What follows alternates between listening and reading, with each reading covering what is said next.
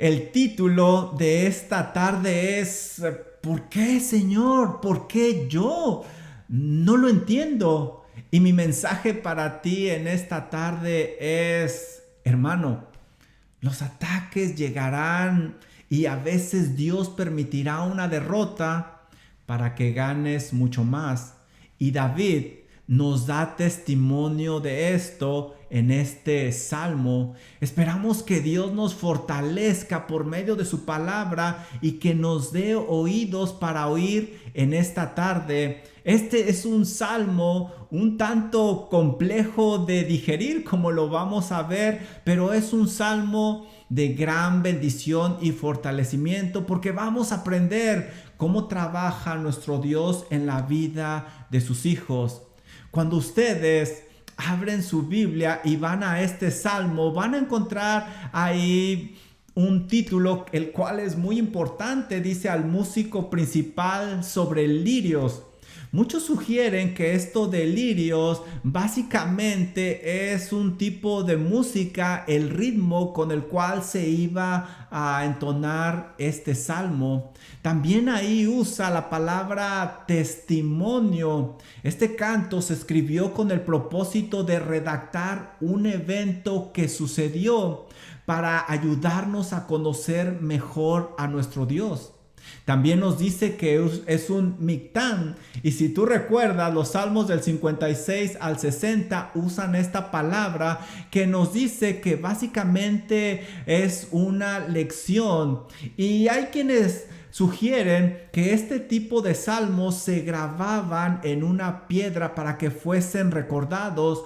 Por esa razón hay historiadores bíblicos que dicen que mictán puede significarse cubrir algo, dorado o aún esculpir, porque se esculpían en una piedra.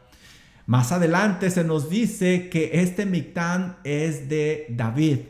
Y hasta ahorita, si tú recuerdas, hemos estado siguiendo a David a través del libro de los Salmos en un orden cronológico. David tuvo que salir huyendo del rey Saúl porque quería matarlo injustamente. Pasó 10 años de su vida viviendo errante en las cuevas. Después de la muerte de Saúl, David fue nombrado rey de Judá y poco después rey de todo Israel. Aquí es donde David nos comparte lo que le sucedió en este Salmo 60.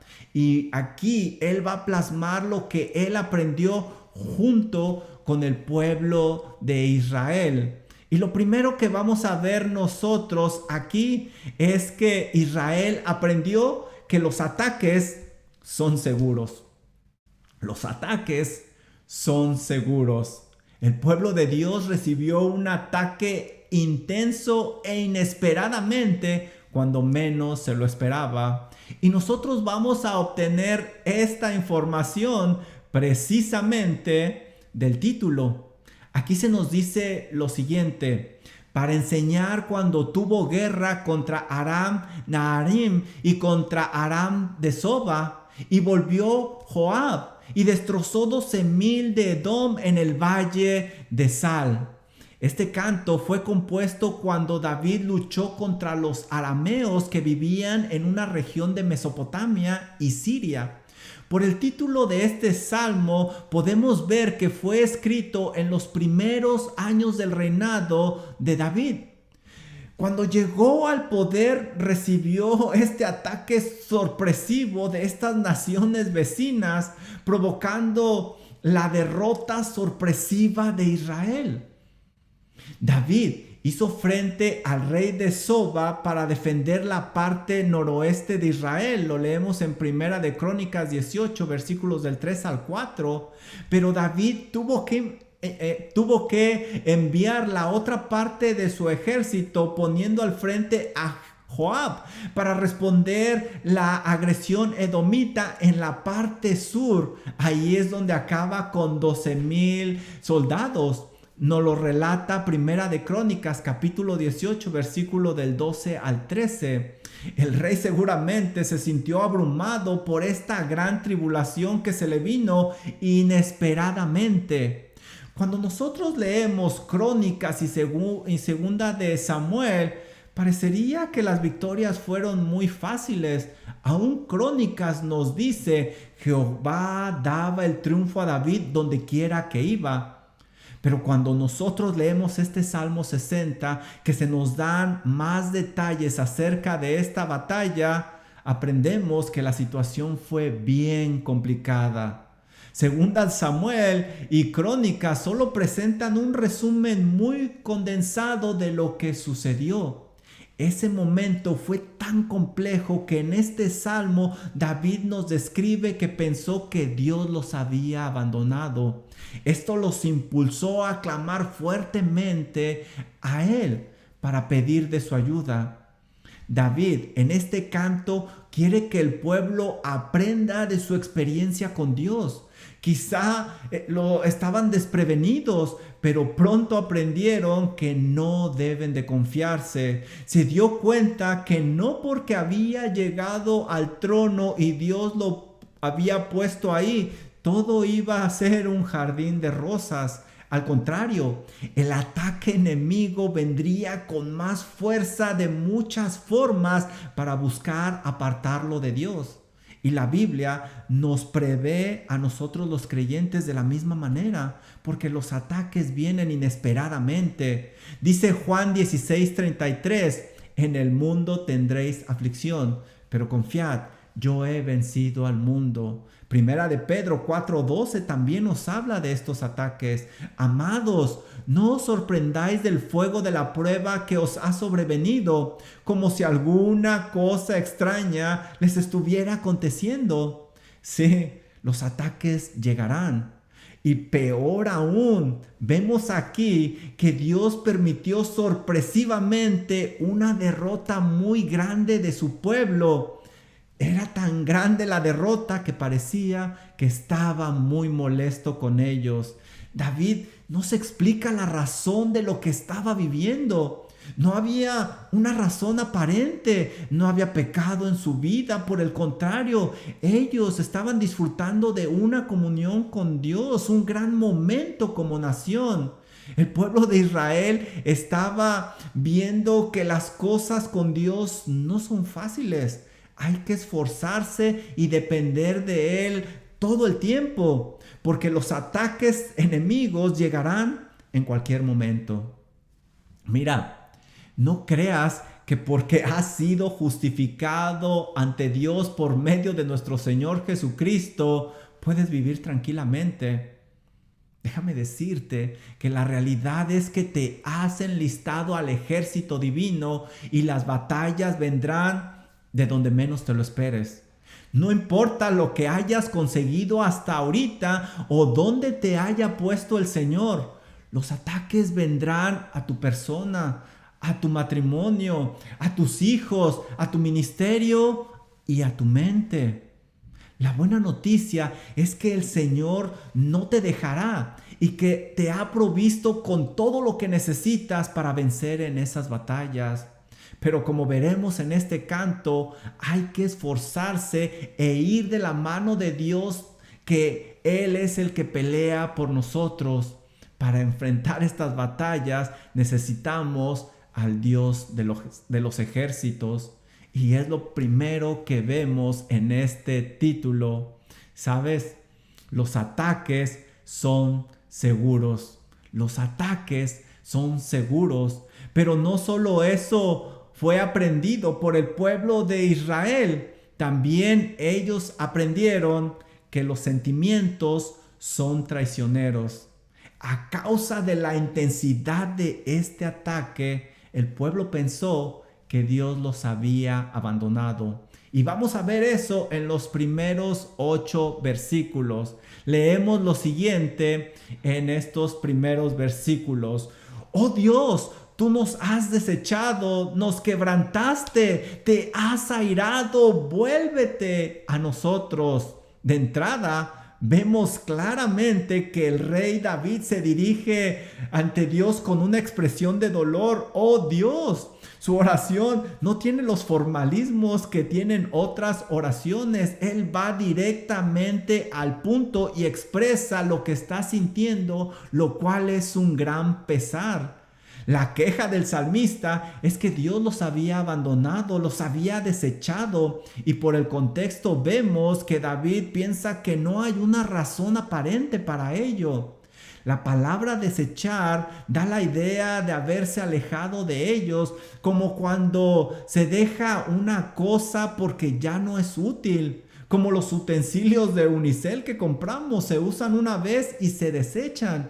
De hecho, el significado etimológico de esta palabra indica empujar algo para que se haga a un lado y poder pasar, porque es inservible.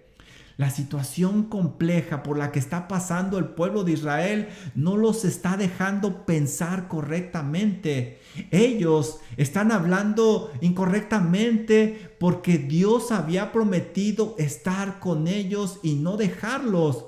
Dios les había prometido darles la tierra donde están. Lo leemos en Deuteronomio 31:6.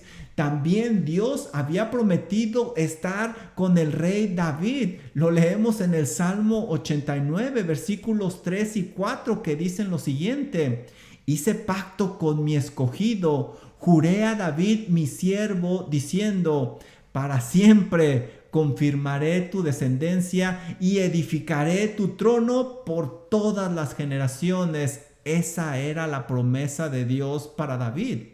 De hecho, pasarían 700 años y Dios seguía prometiendo estar con ellos. Lo leemos en el libro de Isaías 41:10. No temas, porque yo estoy contigo. No desmayes, porque yo soy tu Dios que te esfuerzo. Siempre, siempre te ayudaré. Siempre, siempre te sustentaré con la diestra de mi justicia. Es más, muchos años más tarde, el Señor Jesús prometió estar con su pueblo siempre. Dice Mateo 28:20, enseñándoles que guarden todas las cosas que os he mandado, y he aquí, yo estoy con vosotros todos los días hasta el fin del mundo. Amén. La presión que el rey está sintiendo en ese momento no le permite ver que Dios no los ha desechado.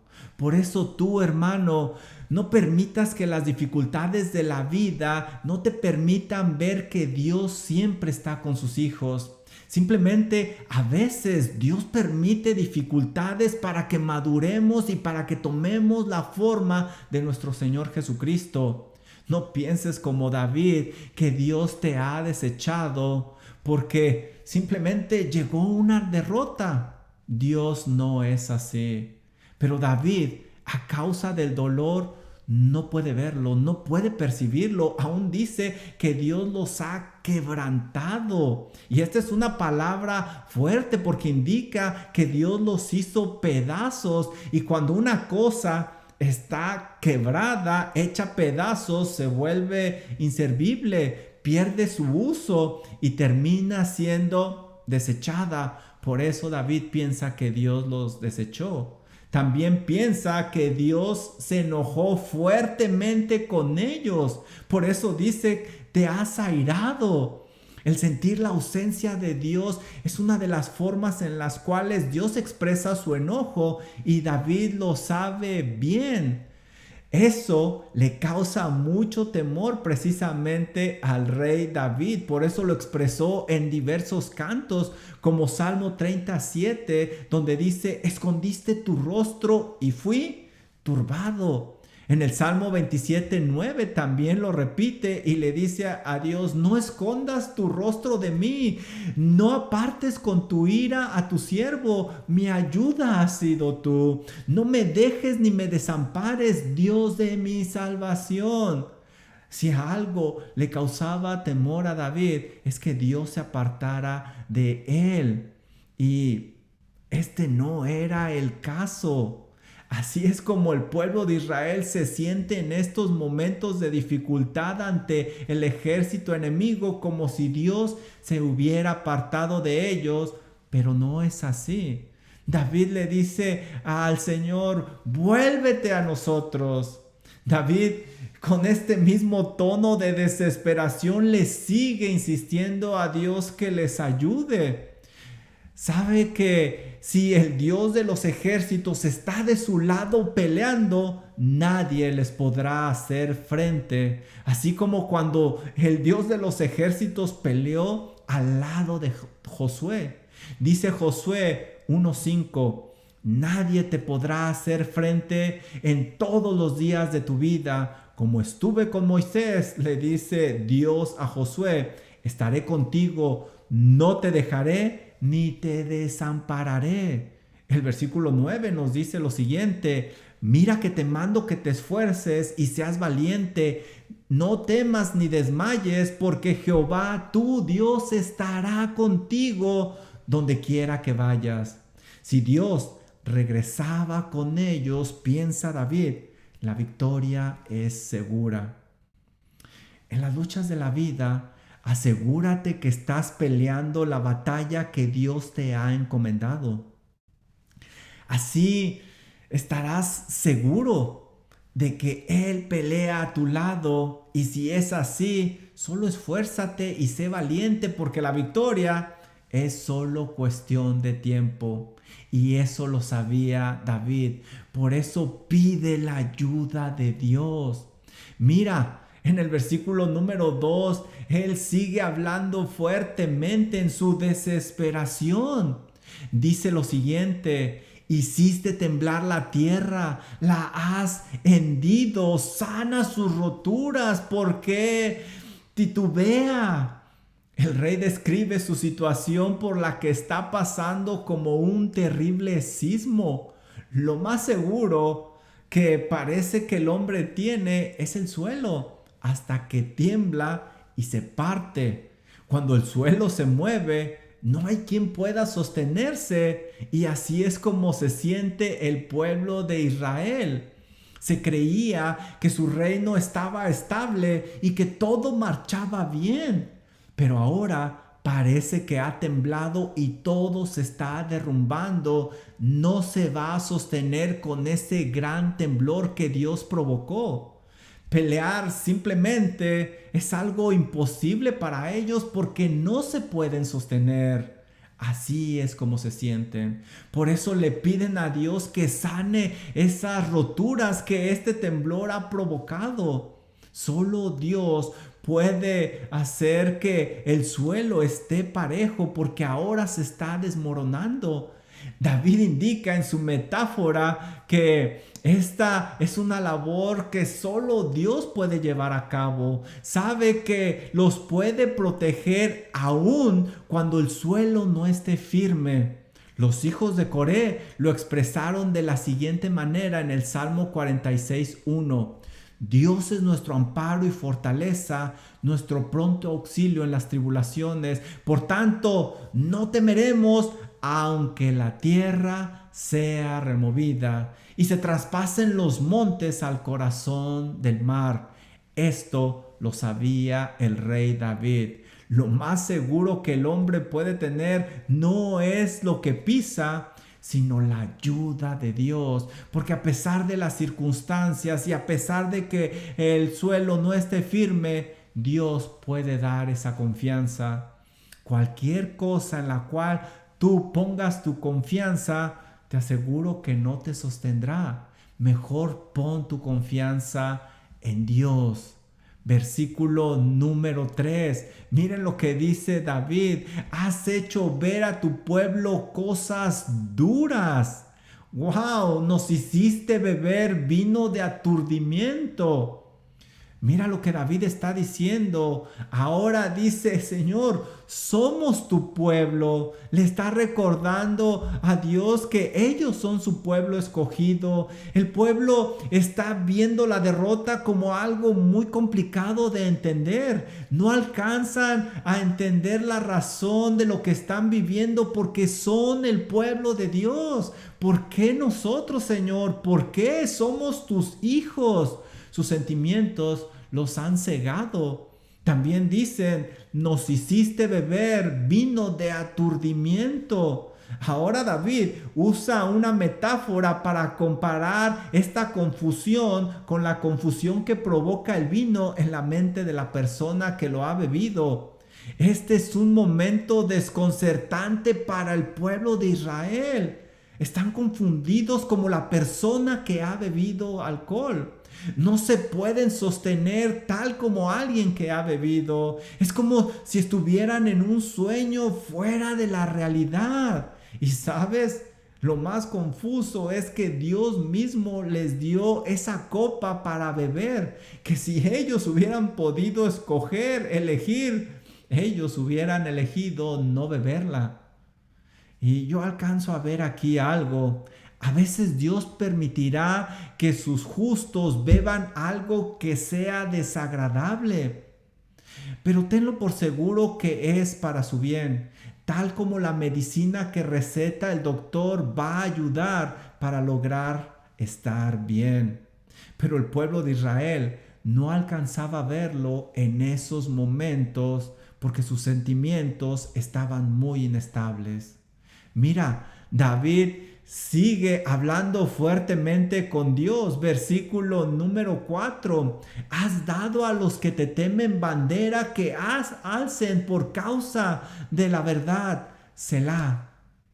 David usa una práctica muy común de aquella época en la guerra para ilustrarle a Dios algo muy importante. A causa de las batallas, los soldados usualmente se dispersaban, entonces se levantaba una bandera o un estandarte para que todas las tropas se reagruparan. Así estarían listos para nuevamente arremeter y pelear más eficazmente contra el enemigo. David, el rey, le está recordando a Dios que levante esa bandera para reagruparse. Y esta bandera Dios la ha levantado antes para reagrupar a aquellos que le temen. Esto es una muestra de que el Dios de los ejércitos estaba con ellos en aquella época y que estaba peleando a su lado, y es lo que pide David. David consideraba que ellos entraban dentro de este grupo de los que temen a Dios, de los que lo respetan, de los que lo obedecen, y eso debería de garantizar la victoria, porque leemos por ejemplo Salmo 85:9, ciertamente cercana está su salvación a los que le temen. Salmo 34:9, temer a Jehová vosotros sus santos, pues nada falta a los que le temen. David está pidiendo a Dios los beneficios que tiene un pueblo cuando obedece a Dios, cuando le teme. Por eso es desconcertante esta derrota ante los ojos del pueblo de Israel. Si la derrota llega a tu vida inesperadamente, cuando estás dentro de la voluntad de Dios, obedeciéndole, respetándole, no te preocupes. Sigue adelante, porque algunos pasos más adelante estará una gran victoria de la mano de Dios. Seguramente Dios quiere enseñarte algo poderoso.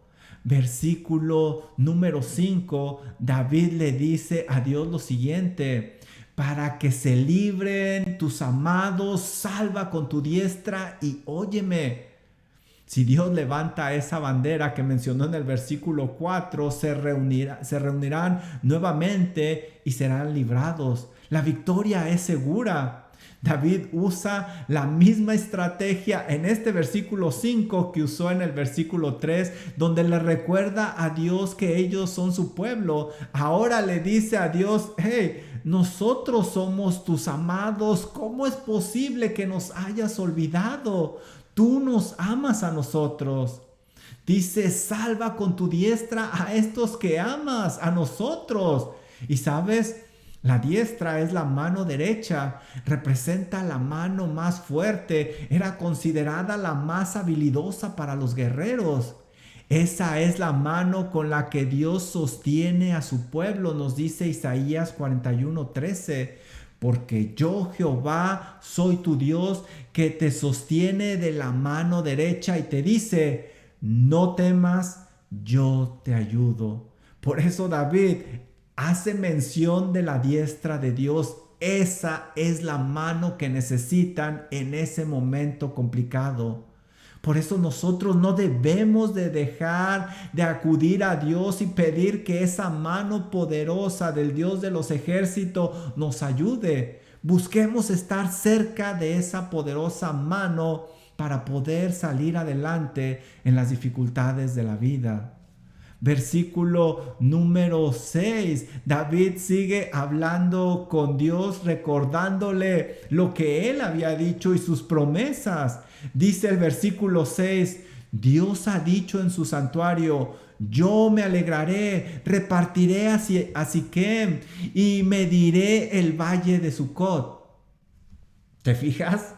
David le menciona a Dios una promesa que él había dicho. Él mismo dijo, yo repartiré estas tierras. Ante los ojos de David, Dios se había olvidado de su promesa, ya que los había desechado, y esa derrota significaba la pérdida total. Pero la realidad es que Dios cumpliría esa promesa porque Él no cambia ni con el tiempo ni con las circunstancias como el hombre que cambia constantemente. Dios no es como el hombre. Lo que Dios promete lo va a cumplir fielmente y esta obviamente no sería la excepción. Versículo número 7 dice, mío es Galaad y mío es Manasés y Efraín es la fortaleza de mi cabeza, Judá es mi legislador. Nuevamente David le está diciendo a Dios, nosotros somos de tu propiedad. Varias veces se repite, mío.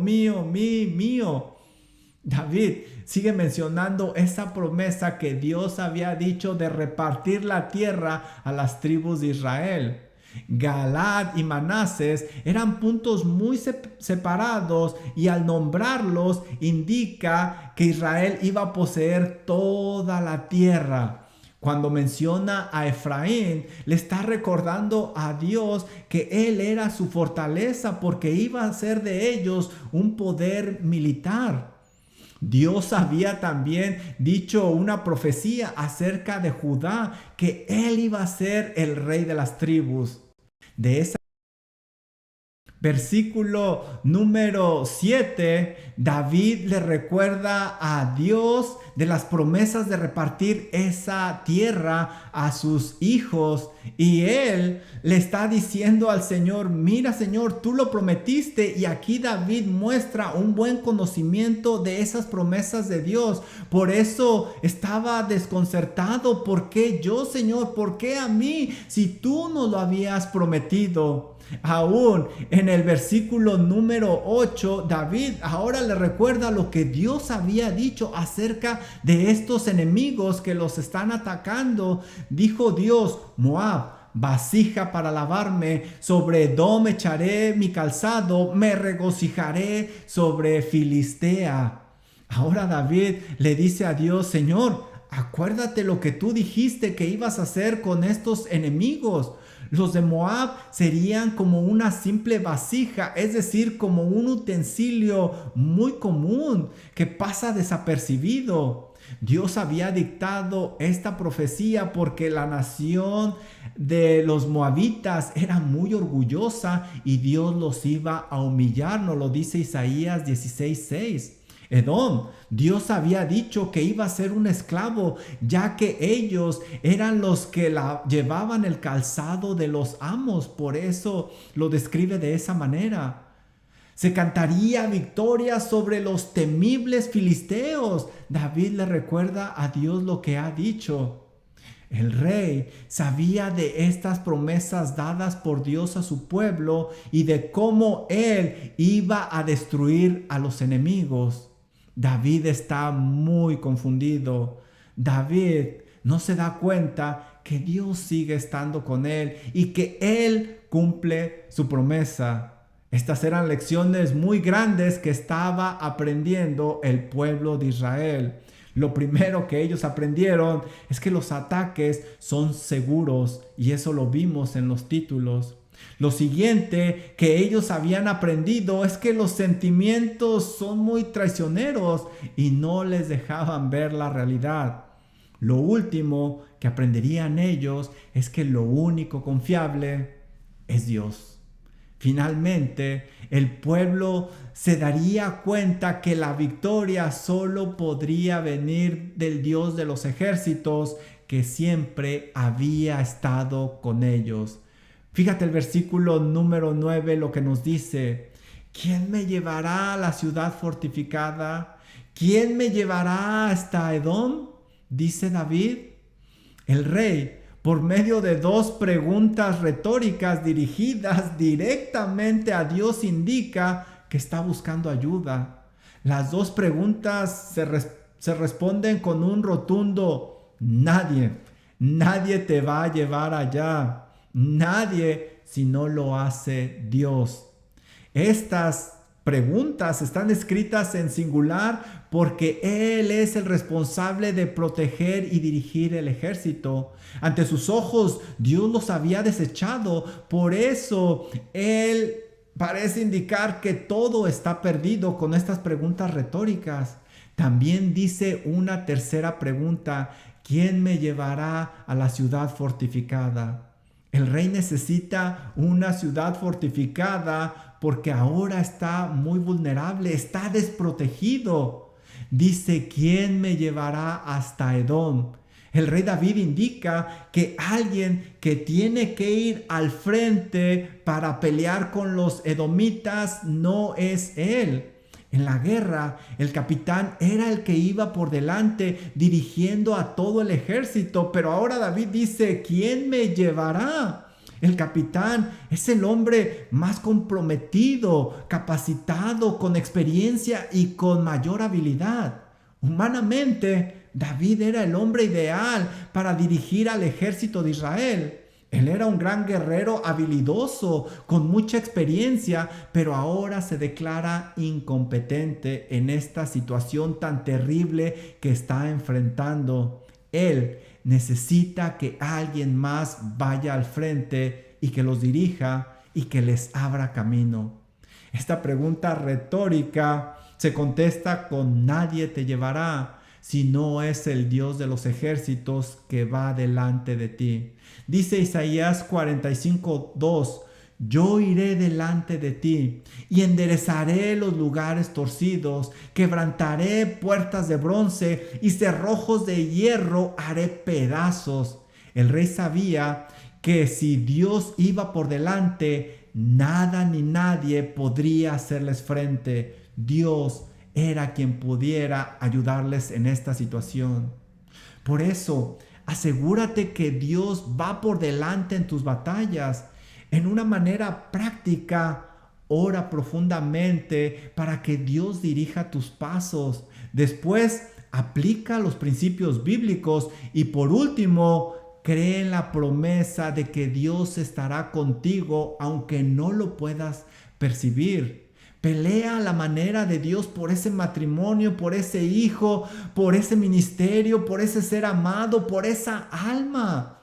Si la derrota llega, sacúdete el polvo, levántate y toma la diestra de Dios, reagrúpate y ataca nuevamente. No te des por vencido. Versículo número 10. David sigue hablando con Dios y le dice: ¿no serás tú, oh Dios, que nos habías desechado y no salías, oh Dios, con nuestros ejércitos? En su tercera pregunta retórica, David indica claramente que Dios es el único que les puede ayudar, como lo ha estado diciendo.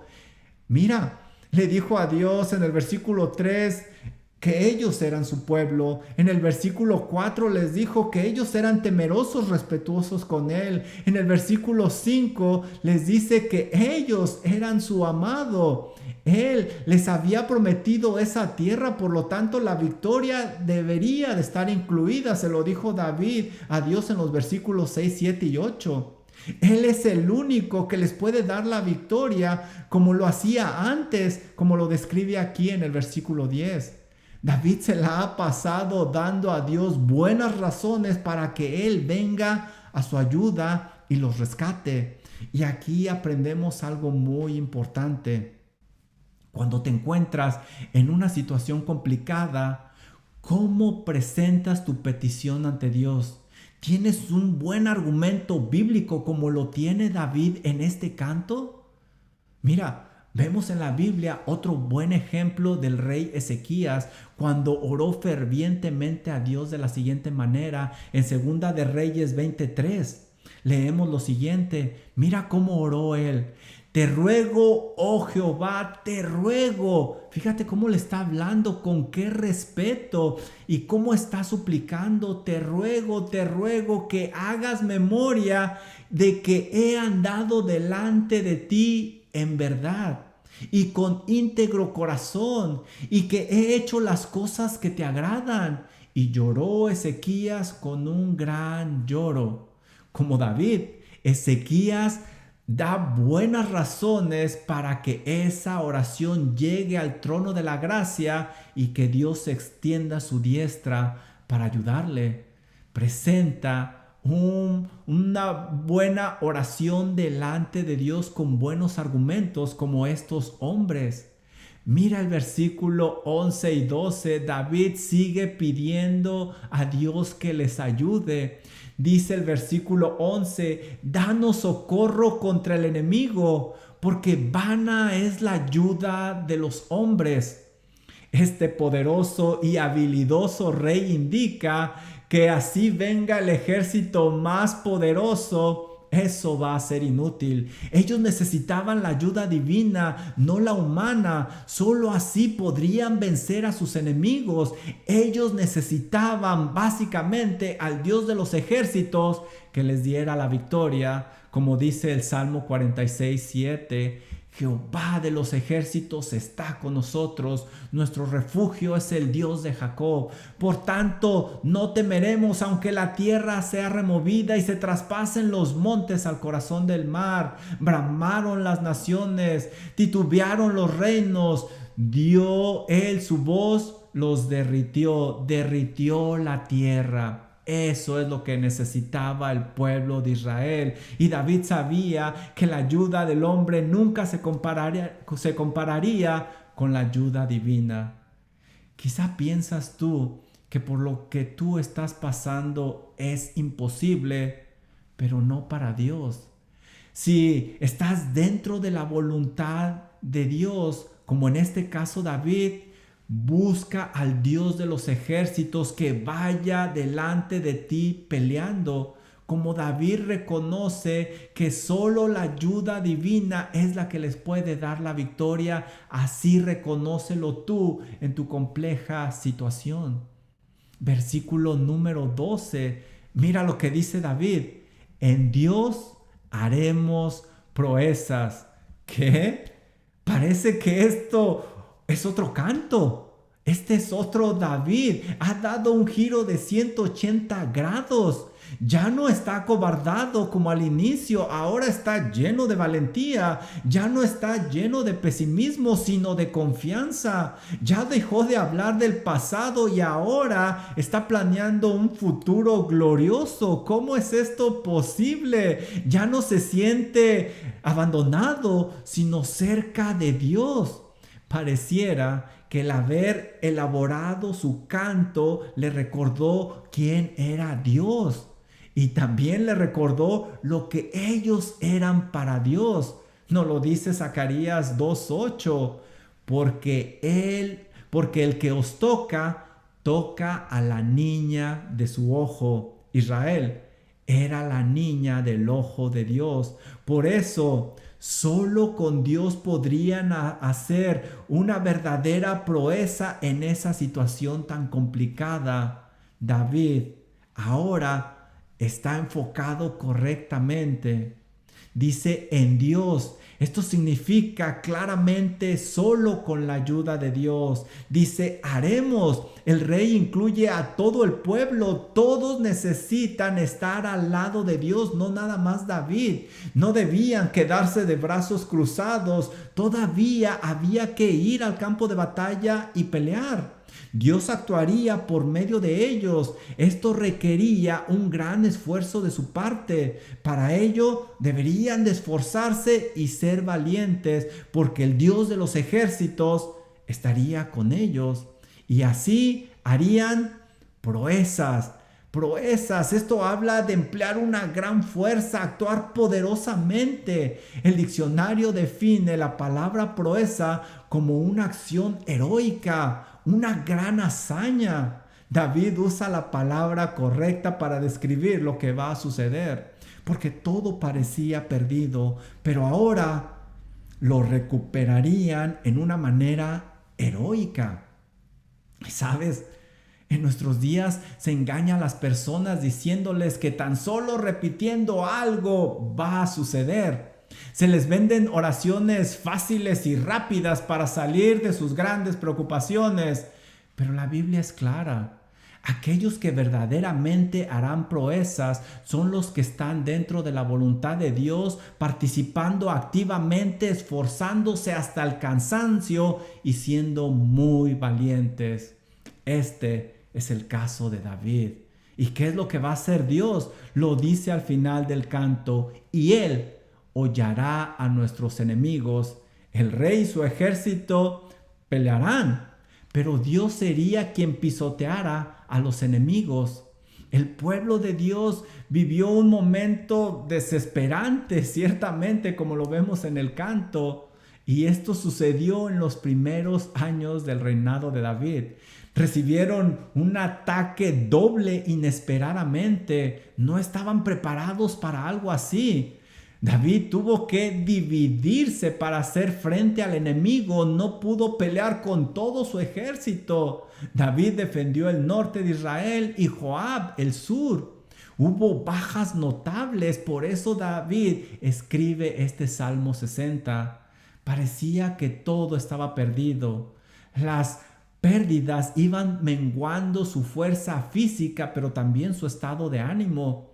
Pero todo cambió cuando clamaron a Dios y pusieron su confianza en Él. Es entonces cuando ellos recobran el ánimo y Dios les da una gran victoria. Y al final, las últimas palabras de David en este canto se cumplieron.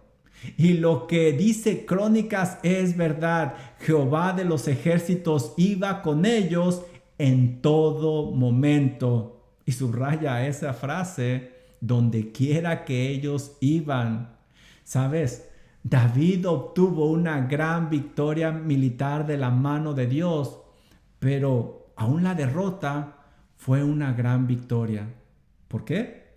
La victoria más grande fue la que obtuvieron espiritualmente.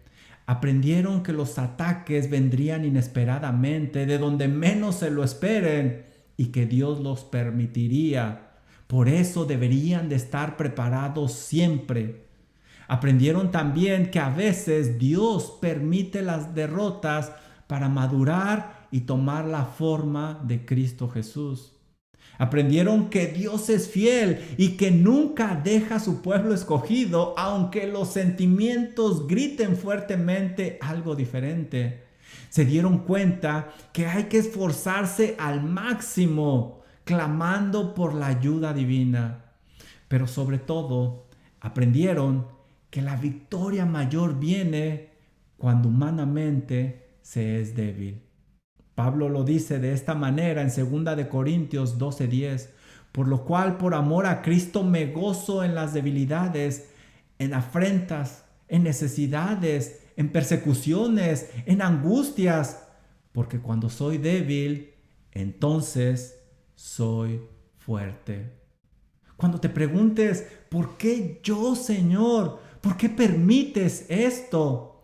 Recuerda la respuesta de este salmo. Porque te estoy enseñando algo, hijo mío, que te va a ayudar a madurar y te va a llevar a un nivel espiritual superior. No te rindas. Sigue adelante clamando y buscando a Dios. Yo te tengo un reto en esta tarde. ¿Qué batalla inesperada necesitas verla como una oportunidad para hacer una gran proeza de la mano del Dios de los ejércitos? ¿Qué batalla te está menguando y que tú crees que está perdida y que debes de levantarte y buscar la diestra de Dios para hacer una gran proeza? ¿Qué batalla? Bueno sería que nosotros durante esta semana oráramos de la siguiente manera: ayúdame, Dios mío, a verte como Jehová de los ejércitos en la dificultad de la vida, en esta difícil situación, y así te conoceré mejor. Recuerda, Dios está de tu lado siempre.